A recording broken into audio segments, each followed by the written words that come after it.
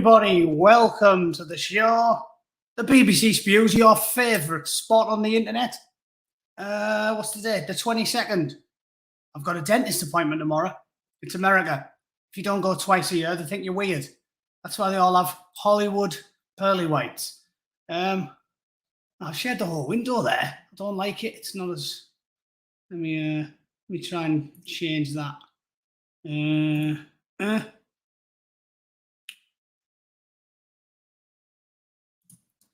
Like that shit. Bear with me, ladies and gentlemen. You don't come on here for fucking digital professionalism. There we go. All right, how is everyone? Who's in? Sadwings is in. Kate's in. Thanks for moderating, chaps. Ken, Marcus, Kirky Bally, Derek, Dave, Mark, Jim, Mark, Chris, Origami Pig, John, Derek, who else? Dave, Ragnar. There's fucking loads of yous in. Can't do everyone. Blue Van Man, Paulie, Davy Scott, and Nurgle's Left Tentacle. Hello, how you doing? Right. Apologies if you didn't get a name check. What do you want? Do you want a hand job as well? This is where you come for the news. Not to be greeted. Go to a restaurant, go to a fancy restaurant if you want a proper greeting. This is where we come to talk about the big issues, like talking about testicles, making cheap, infantile gags about genitals.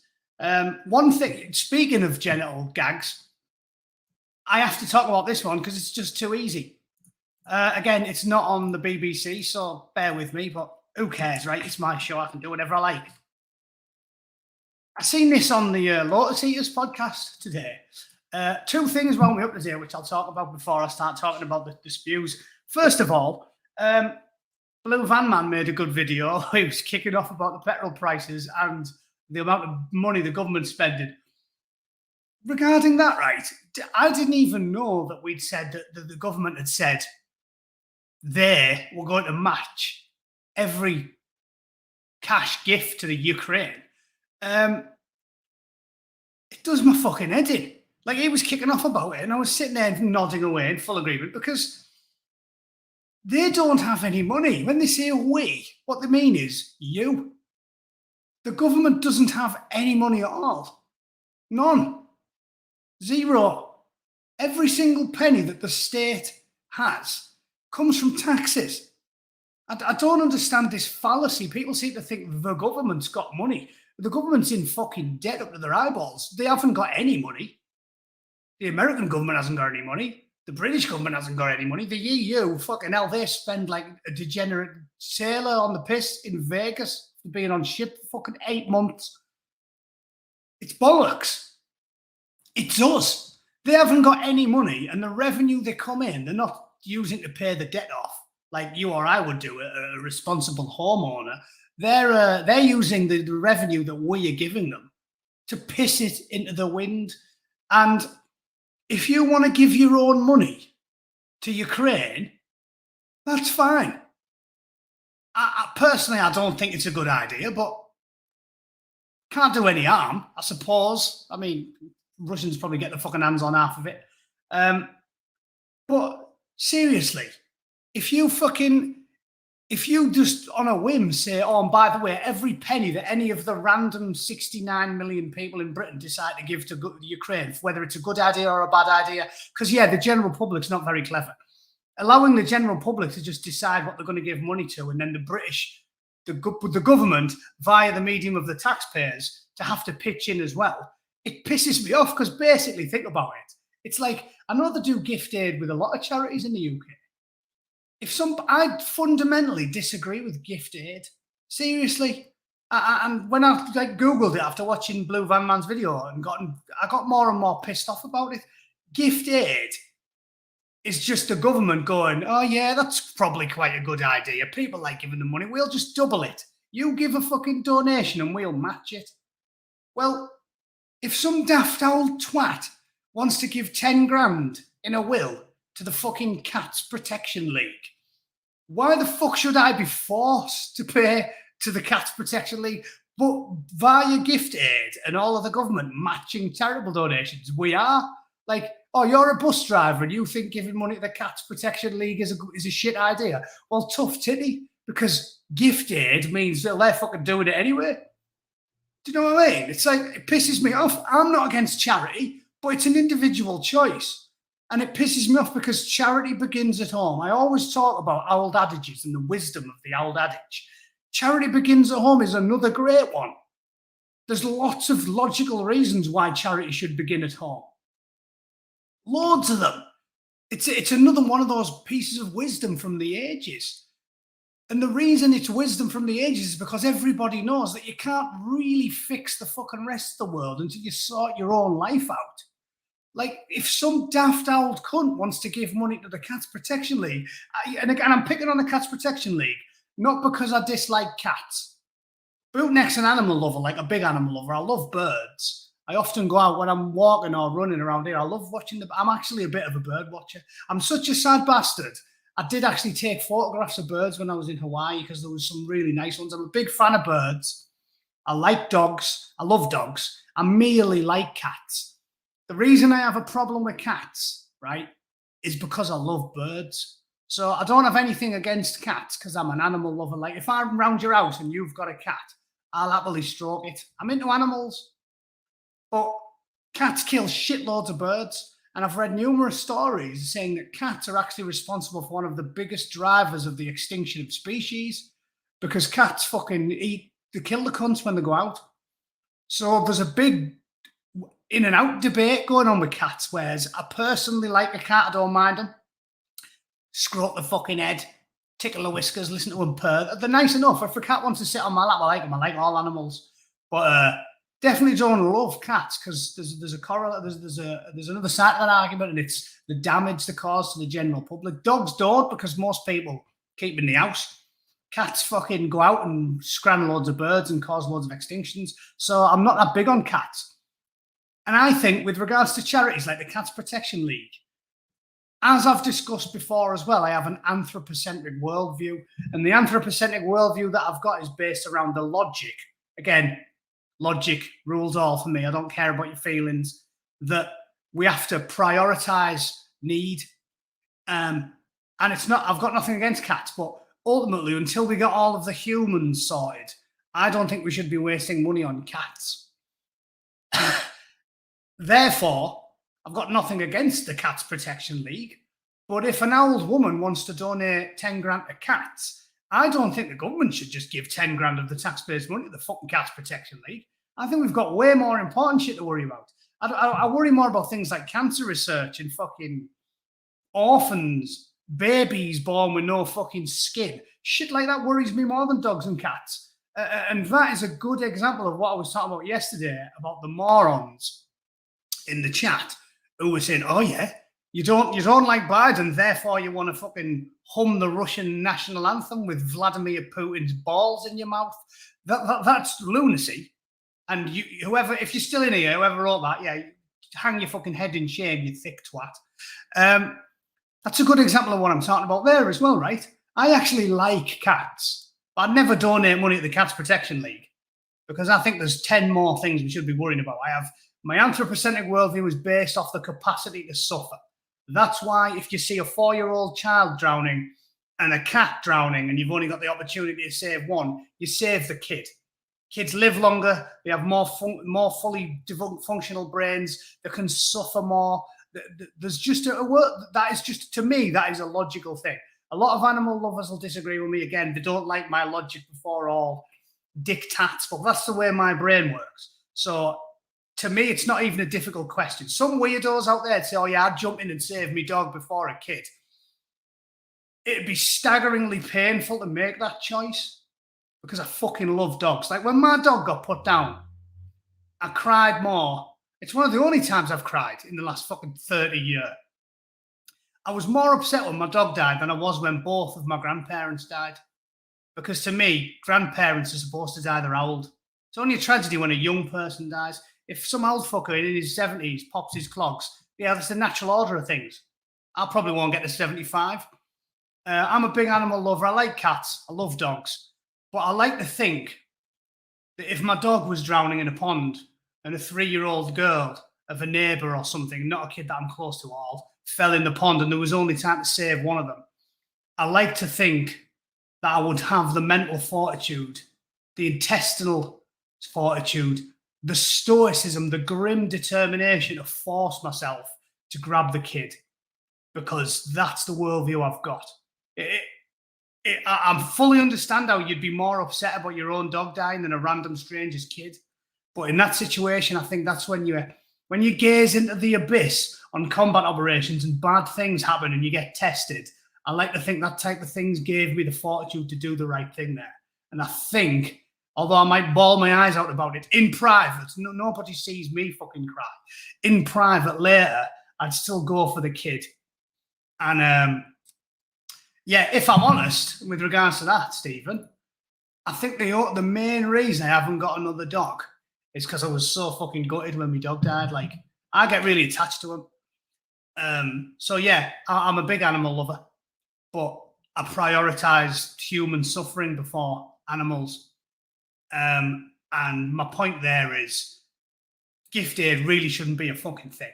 Charity begins at home. You should, when your life's sorted and you've decided you've got spare money, then you donate it to fucking Cats Protection League. Happy with that. The Royal Society for the I nearly said the prevention of birds. The Royal Society for the Protection of Birds. Anything good like that. But I don't think the government should be throwing a bus driver's money at the fucking Cats Protection League. I think it's ridiculous. So Blue Van Man was onto something there. That is, and giving money to Ukraine, forcing all of us to pay by stealth tax is fucking ridiculous. So fuck them. That's a load of shit. And then this is the other thing that made me laugh. So the Lotus Eaters podcast covered this. Bette Midler saying a sex strike was needed to fight Texas anti-abortion law. And I don't want to talk about this for anything they've said, because I'm assuming a lot of people that watch me watch that. I want to talk about this because it reminded me of the same old shit that I'm always talking about. The fucking hypocrisy of the rich and famous. Bette Midler said, have a sex strike, right? Women everywhere should sing a new tune in the bedroom to protest strict anti-abortion laws. I suggest that all women refuse to have sex with men until they are guaranteed the right to choose by Congress, the actress and singer tweeted Thursday. And you know what I thought? Again, so I'm not repeating anything Sargon and the lad said. I didn't think this is just an example of the stupidity of their fucking politics. The first thing I thought is, how old is that fucking crusty old cunt? If you look at Bette Midler on, obviously I did a quick Google. Bette Midler, fucking 76-year-old. Obviously she lives in Hawaii. 76 years old, right? And she's saying, obviously, she's saying with a fucking straight face, you know what, young, nubile, healthy women, I reckon you should stop having sex. How much action do you think she's getting? 76-year-old. It'd be as dry as a fucking month-old scone down there. Bette Midler has got a fucking crumbly scone for a fucking minge, and she's telling young, healthy women, what you should do is go on sex strike. What do you think Bette Midler was doing when she was in her 20s?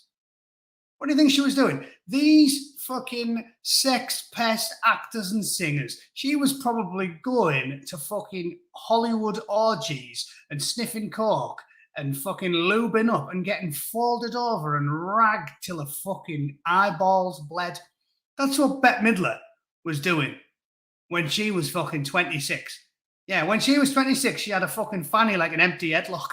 She had a minge like a fucking burst mattress. So she's been loving it, enjoying her fucking life. When she walked down Hollywood Boulevard when she was 28 years old, she was sloshing, yeah? But now she's fucking 76. I'll tell you what you should do, girls. You should you should never have sex. What Bette Midler's doing there is, it's the bitterness and resentment that drives all champagne socialists. She knows that now she's got a fucking gash, like fucking as dry as Gandhi's armpit, that she's not getting any, so fuck it. No one should. So now she's trying to get all the young kids who've got healthy sex lives, you know, young women, recently married women, engaged women on the honeymoon, in the honeymoon suite. And she's like, no. What you should do is just be a bitter, wizened old crone with a fucking minge like a cranberry raisin splits down there. And you shouldn't enjoy your life, and you shouldn't do any shagging. I did plenty when I was in my 20s and my 30s, but what you should do is you should just become a bitter, miserable old fucking crone and whinge about life. That's what you should do. What a fucking slapper. I hate these miserable, bitter and twisted old fuckers. Just because she's about to flop into the grave, she doesn't want anyone else to have any fun. Nobody else is like that. Normal people, when you get older, I'm in my 40s now. I don't look at my nephew who's fucking 18, 19, enjoying his life. Think good luck to him. It's like I've said about people who, if you can't be happy when your best mate wins the lottery, you're the type of person who goes, it should have been me. You're just a shit bloke. Be happy for young people, Bette. You fucking old crone. Seriously, these people make me fucking sick. I hate them all. They're always lefty do-gooders as well, talking shit. So there's my rant of the day about Bette. Fucking gutted fireplace Midler. I don't even want to go on about that anymore. Let's do some fucking news, shall we? BBC. Hang on, I'll get it up. I didn't even fucking do any research today. No, I'm not going into the Russia again. I'm sick of it. All I'll say is, again, the news, the BBC constantly, you would think this was like the most aggressive genocide in human history by looking at the mainstream media the last few weeks. You'd think the death toll was in the millions. Like, the Russians have just killed 500,000. In fact, I might fucking look up Mark Levine while I'm here. Because there's a few years, I think, didn't realise when, I know Sloth Bear was having a pop with me in the comments, when I was talking about Mark Levine's comments on Russia. And he really was being absurdly hyperbolic, talking about Putin trying to kill as many women and children as possible. That was the words he used. Is this it? 2 weeks ago. Let's do a minute of this and see if that's the one I'm talking about. Because it was obscene, and I do like to try and maintain at least some semblance of order and have a pop at the hardcore American conservatives once in a while as well. Let's see if this is the one I was listening to. But he was going to fucking town on this, saying that they were trying to kill as many women and children as possible. So let's have a pop of this. Joining us now, host of the #1 show on Sunday night, Life, Liberty, Levin. I call him the Great One. You know, Mark, there really is evil in the world. At heart, you're a professor and a historian in many ways. You're one of my best friends. And I'm looking at history repeat itself. And if it plays out the way history has in the past, it's not a pretty ending. No, but how about we have history repeat itself the way it did under Ronald Reagan, who crushed the Soviet Union economically and did, in fact, supply enormous amount of weapons all over the world to the enemies of the Soviet Union, whether it was in Angola in Africa, whether it was in the Middle East, whether it was in Afghanistan, wherever the Soviets were, Reagan would put up opposition to him. And it's a funny thing, it didn't create World War III. Now, I'm a little concerned about the Putin wing of the Republican Party, the Putin wing of the media, and the Putin wing of the Democrat Party. Biden is a disaster. He's weak. He's not doing the things that are needed for the Ukrainians to win. And this is... Yeah, that's the rhetoric that concerns me. And like I said, I'm not opposed to Mark Levine. Often I agree with Mark Levine. But calling them the Putin wing of the Republican Party, the Putin wing of the Democrat Party, he's talking about people that are moderate on the war, that are lukewarm on the war. People like Tulsi Gabbard. I fundamentally disagree with this framing because the old school conservatives, they are pro-war. They're always pro-war. They've been pro-war every single war we've had in the last 40 fucking years. pro-war in Iraq, which turned out to be, there was about as many weapons of mass destruction in Iraq as there was under me nana's fucking fridge in Ormsby, right? Which is to say none. My nana kept a clean kitchen. So the centrist reasonable ground is to be always questioning of the things that were being told by the collection of fucking degenerates that run the bastard world. So yeah, Maggie, we'll keep watching it because I'm hoping I'll get to the bit that I seen cut on YouTube where he said Putin's attempting to kill as many women and children as possible, and it's fundamentally not the case. It's because all of these people are millionaires and they all have stock. Again, I'm not having a pop at them for that either. I'm a centrist. I've got stock. And when you're buying stock, if you get to the end of the year, I got a Christmas bonus one year. I went, whatever.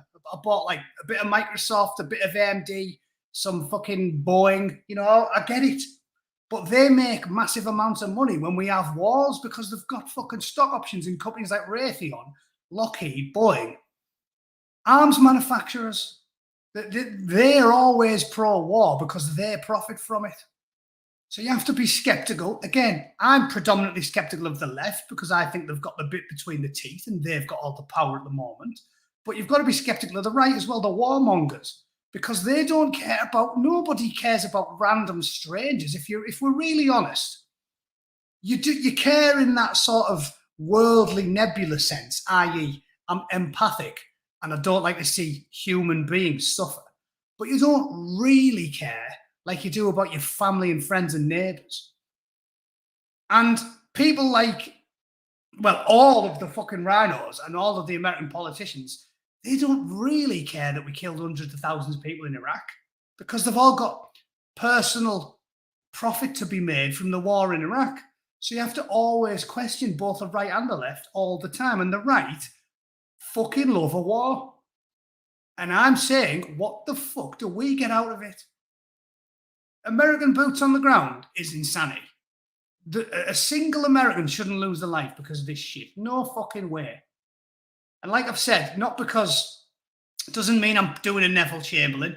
Russia invading certainly some of those eastern regions that are basically pro-fucking Russian. Donetsk, Crimea. It's more complicated than, it's not like Russia invading Scotland. It's complicated. It's more like England and Scotland having a Barney or something. It's not the same thing as just a full-blown invasion. Fucking the Nazis barnstorming across Europe. This is what's bothering me. Why is it that the Ukrainians have to lose? Why is it that the Ukrainians have to have their cities destroyed? Why is it that we're all sitting and just waiting for the Russians to go in and take out Kiev and kill their president? Why is that? I've never seen anything like this in my life. They want MiG-29s. That's what their pilots are used to flying. We and our allies can give them MiG-29s. They want some F-16s that they've flown. It's our oldest jet, but our most ubiquitous. We should give them some F-16s to fly. We don't have to be in charge of any no-fly zone. We don't have to send American troops into Ukraine. And why do people think that this coward, Putin, who's hiding now in some bunker, is going to use nuclear weapons? I don't get that. If he was going to use nuclear weapons, he doesn't need us to provoke them. He can use nuclear weapons tomorrow. He can use whatever he wants tomorrow, but he hasn't, and he's not going to. And neither is that Lavrov, that long-in-the-tooth crackpot foreign secretary of his. So they're not going to use nuclear weapons, first and foremost, because they don't want to die. They want power. And then what? What if we do lose Ukraine? We, the free people of the world. What? He may go into Poland. He may go into other countries along there. What are we going to do then? Seriously, and this is what I'm saying about Mark Levine has a conflict of interest. Like I said, I agree with the bloke plenty of times. But he's got a conflict of interest here. He makes money when we invade. In fact, I'd love someone to just ask him outright, Mark, have you got any stock in any arms manufacturers? You got any fucking? Do you own any uranium shares? Because this makes me think. You cannot honestly think Russia's going to invade fucking Poland. Like, what are the things he's going to do? Barnstorm across Eastern Europe? It's ridiculous. We know he hasn't got the capability to do it. If we keep arming them, they're going to just get bogged down in Ukraine. It's fucking Oh yeah, he's just going to he's going to go into Europe and the Czech Republic, and fuck it, he might get all the way up to Belgium. It's not going to happen. So some of these rhinos and old school conservative, the warmongers, they're stuck in the 1980s, and they just want to stick it to the Russians all the time. We shouldn't be getting involved there. If the general public want to send them money, fine. If Instagram influencers, thick twats that they are, want to go and throw their lives away fighting Russians, you crack on, lads. I'm a libertarian. You do as you fucking please. But I don't want our nations involved in this bollocks.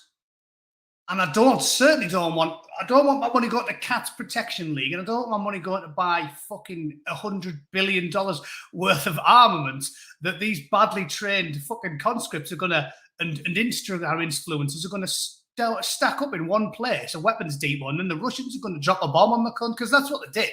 I read somewhere that they just outright shelled $1 billion worth of munitions last week. It's fucking mad. Hey, someone's on from Twitch. Hello, Amarillo Brillo. Am I streaming on Twitch or other platforms as well? No, I'm only on Twitch, Facebook, and YouTube. I was on Twitter, but I got banned off Twitter because Twitter doesn't like people being reasonable. As anyone who's recently followed the Babylon Bee debacle is now doubtless aware. I'm itchy today. I went running. I did a hard run. I've got a few big veins still in my head, and I'm sort of a bit itchy. I don't know why. Maybe it's because I had a minor stroke. I'm getting too old for that running up big hills shit. So yeah, it's not quite as hyperbolic as the bit that I watched. But there you go. Ah well. I think he was on his own show. No, that's not it. I think this might be it. Let's see if this is it. As you watch and I sit here, Vladimir Putin's thugs are committing war crimes and atrocities at his direction. And in fact, as far as Vladimir Putin is concerned, they're not committing enough war crimes and atrocities, because only then does he believe that they can take Ukraine, and take Ukraine quicker than he can right now. You know, Biden likes to say bottom up and middle out when it comes to the economy. Nobody really knows what he's talking about, but I want to use that in the military context with Putin. What Putin means by bottom up and middle out is, I want to kill as many of their citizens as I can in Ukraine, starting with the babies and the women. There we go. There we go. Found it. Found it. Maggie, there's what I'm talking about. This is lunacy. That, Mr. Levine, is fucking bollocks. But Matt Levine, like all these warmonger politicians, is obsessed with being trapped in the Cold War. I'll play it again for you, those of you that missed it. It's fucking bollocks. Quicker than he can right now.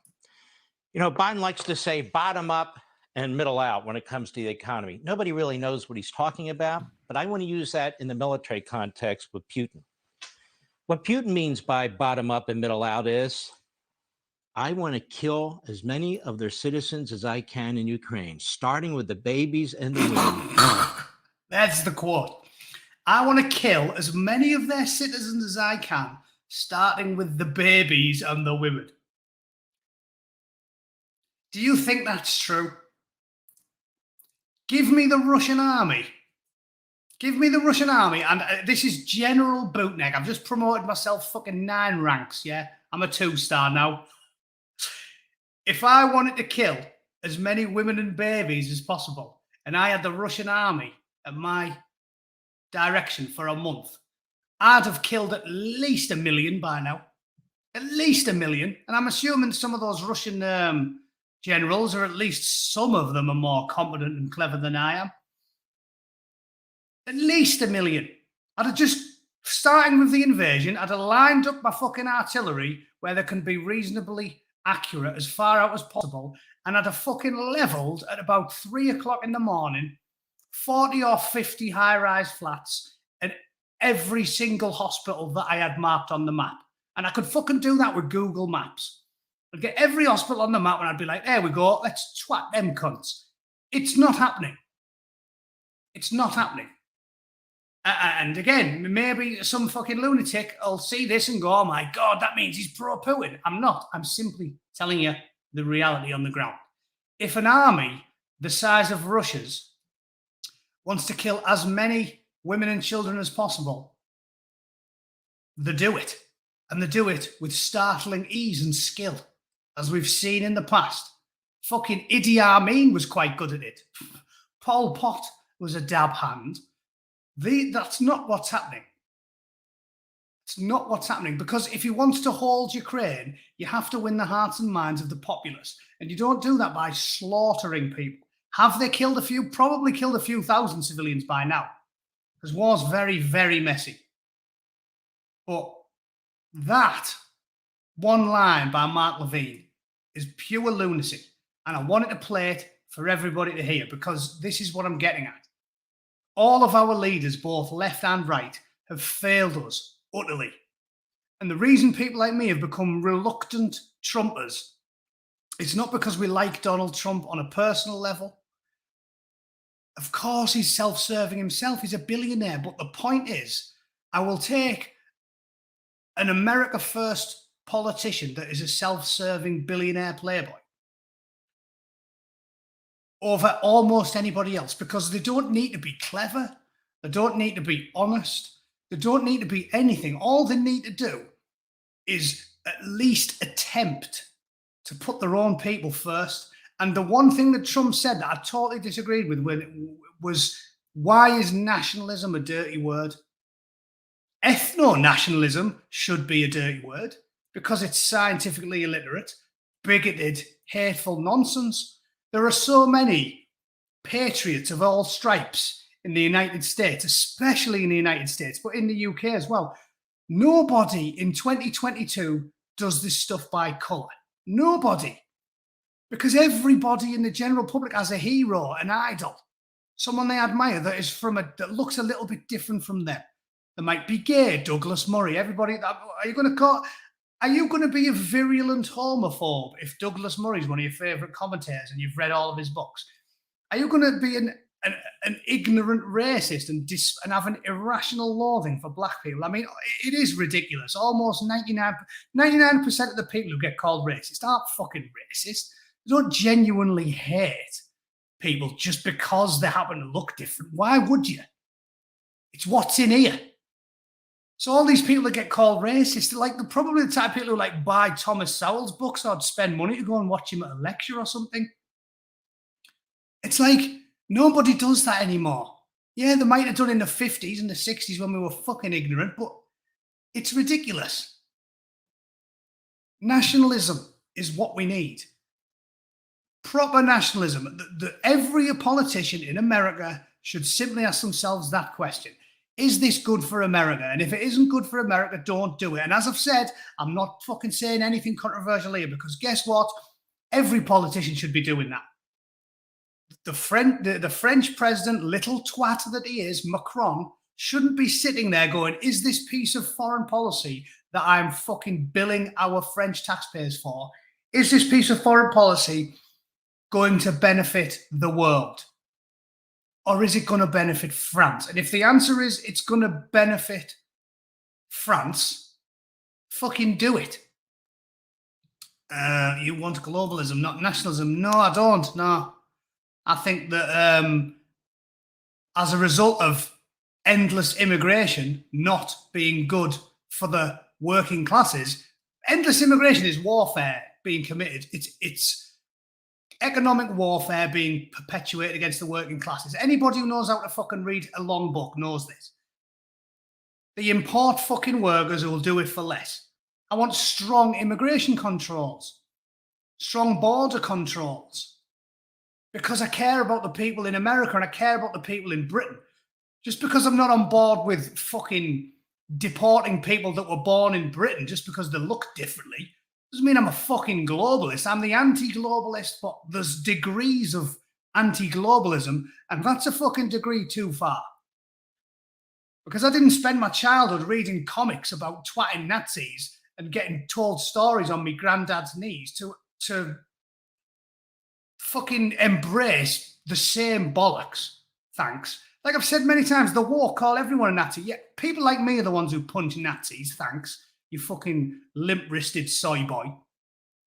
But being a nationalist doesn't make you a Nazi or a fascist or a racist. All you're saying is, I care about the people of our country. And yes, people that were fucking born and raised in the UK should have the right to live there. We don't have to go to these fucking drastic fucking... We don't have to take these drastic steps that the far right talk about. It doesn't need to happen.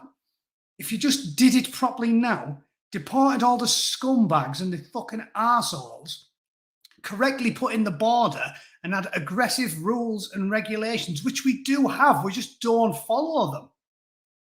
You would placate millions of fucking people that are going towards the far right ethno-nationalist route, which is a bad fucking idea. You would drag all of those people back to the centre. Michael Howard said it. I remember the quote in the 90s. Michael Howard said it. If you fucking bend over to these globalist types in the far left, you're creating the next generation of Nazis. And he'd know. He was a Jew. His family fled Germany during the Second World War. There were European Jews who came to Britain. Is Michael Howard not a fucking Brit? Of course he is.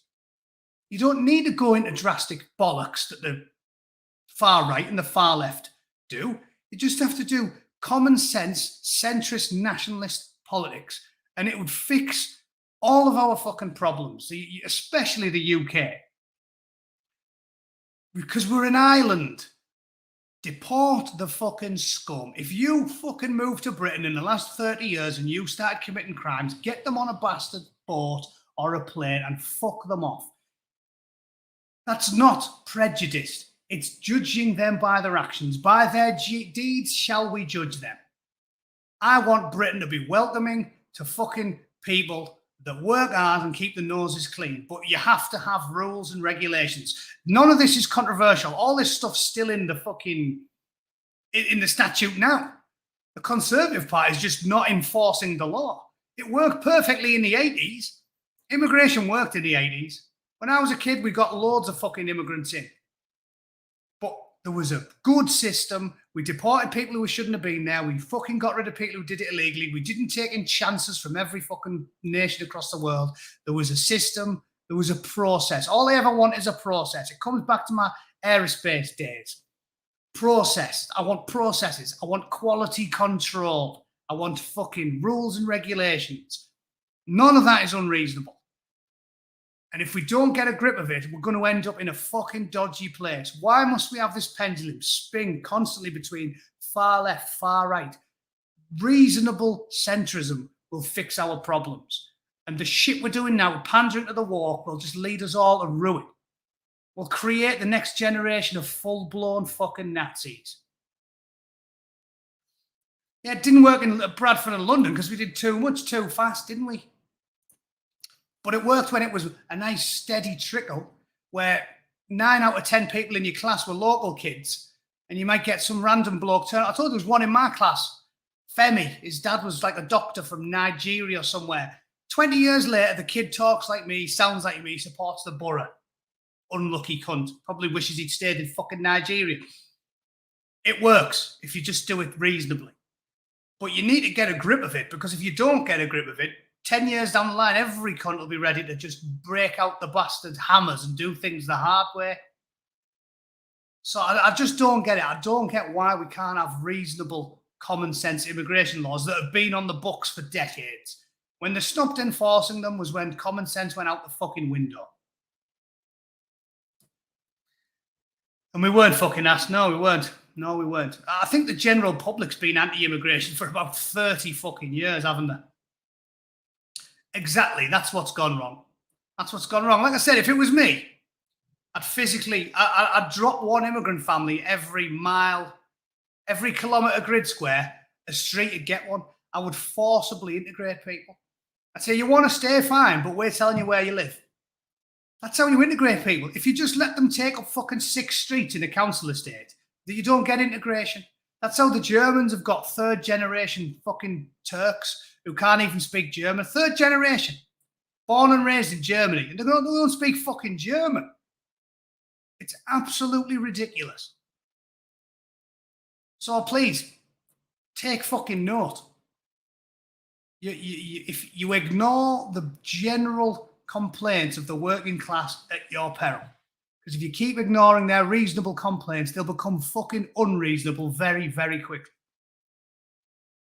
Anyway, that was a bit of a rant about immigration that I didn't mean to segue into. Mark Levine, stop talking bollocks, Mark. That quote is one for the fucking ages, because that is shite, frankly. Shall we do one more? What have we got? Oh, yeah, here's some fucking brilliant news, look. The tyrant Trudeau. 2025 winner. What a fucking shitbag that guy is. Canadian PM Justin Trudeau, blackface Justin, has reached a deal to stay in power until 2025. Fucking hell. So, yeah, he's going to stick around like a bad smell, isn't he? Strongly criticised by the Conservative Party. Trudeau said it's a supply and confidence agreement. And what this means is that during this uncertain time, it's uncertain because you started treating the citizenry like fucking pirates, you shitbag.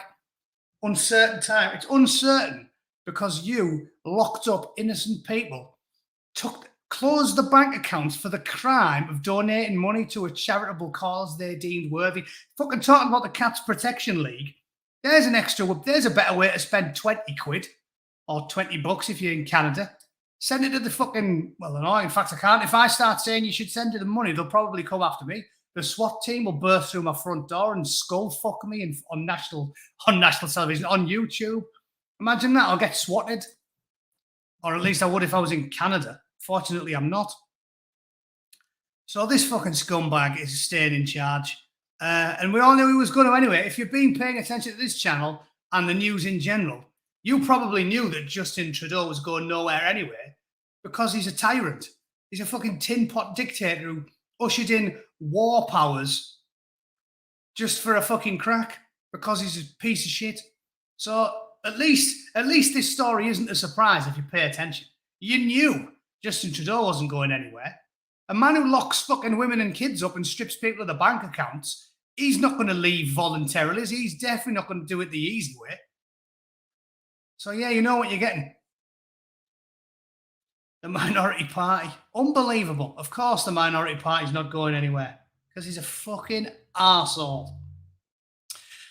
Right, I've got to do one, ladies and gents. That was another rant where I didn't really talk about much news and just fucking went on a tirade about war and immigration. Oh, God, and I said I wasn't going to talk about Russia anymore.